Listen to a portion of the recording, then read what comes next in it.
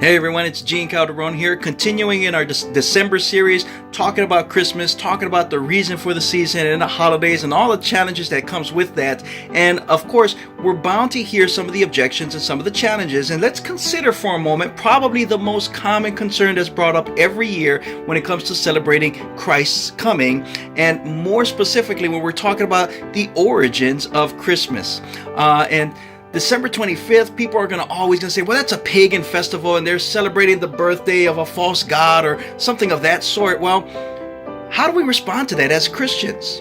Well, I would say that the first thing that we should do as a Christian is to admit that that's probably true. That the Romans were not only just celebrating just any old festival, but they were celebrating something towards Saturnalia, a festival at the end of December. And they believed that December 25th was the date of their winter solstice. And so they began to celebrate a pagan feast of Sol Invictus, or something of the unconquerable sun, or the sun's birthday, or things of that sort.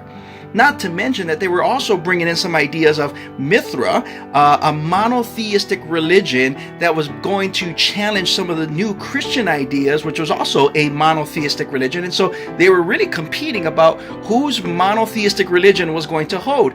Now, even though we know that this is all historical fact, what is usually overlooked in this season of Christmas is that the early Christian church chose December 25th for a particular reason.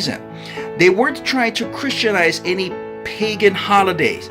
They were out to compete against that. It was a rival celebration. This whole Christmas, this whole idea of celebrating a day to the Lord, was designed to show the supremacy of the Son of God over the superstitious gods like Saturn or Mithra or Sol Invictus, the unconquerable sun god, and things of that sort. So while the world hasn't remembered much about those Greek and Greco-Roman gods, we are reminded every year that about 2,000 years ago, Christ, the hope of all humanity, entered into time and space, and we're also reminded of his second arrival, where all things will pass away and be made new.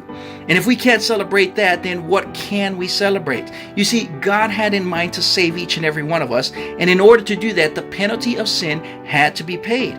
Now, the penalty of sin is death. God can't die unless he first became a man and lived a perfect life to the point where he has no sins to pay for and now can pay for our sins. And so that is really what we're celebrating when it comes to Christmas, when it comes to this holiday and this time of year. Not so much that we're trying to be completely accurate about the birthday. We'll talk about that.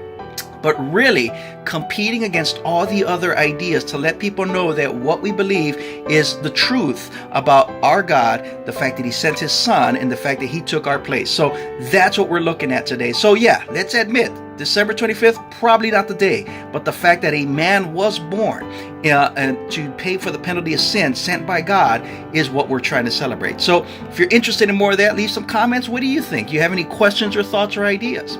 Again, you can follow me, Gene Calderon, on Twitter, Instagram, YouTube, Facebook, or look up the website for Ratio Christi, ratiochristi.org/Purdue Cal. You'll find some of our information there. You can get a contact link to me, or again, just look up me or my name, working with Ratio Christi at Purdue University Northwest, with Freedom Church at East Chicago, Lake County, Right to Life, or again, any other way we can get a hold of me, looking to serve, looking to help, looking to do whatever we can for us to better understand why we believe what we believe and be able to share that well with others who are curious.